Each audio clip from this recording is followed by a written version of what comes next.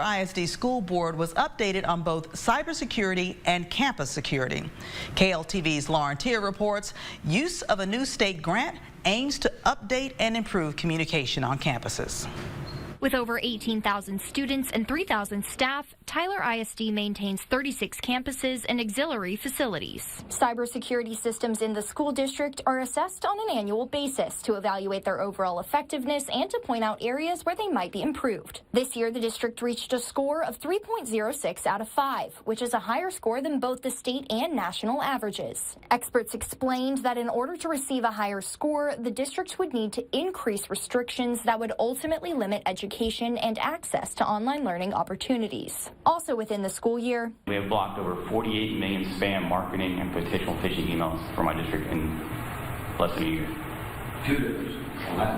So over 80% of our mail that comes in is junk.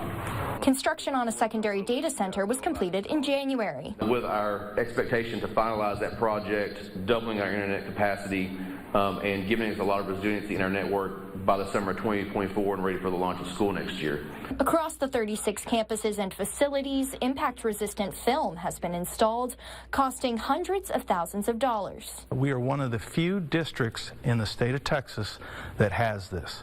It is required to be in compliance, to be around the vestibules and the entrances, but we have it on every window that is accessible from the ground. Just last week, the district was awarded a state grant for security-related items. This state grant is very easy to apply for as compared to federal grants. Something the district has learned from experience. Back in 2021, they applied for a federal DOJ grant through the School Violence Prevention Program. In the application, they stressed the need for improved lighting, more security cameras, and a switch from analog to digital two-way radios to allow school administration to communicate with Tyler ISD police.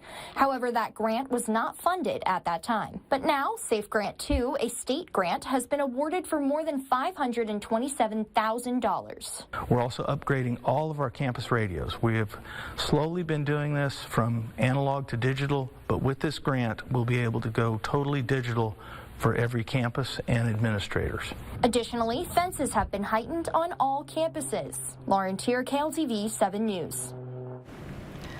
It was also announced that the city is handing over employment of school crossing guards to the district starting the coming school year.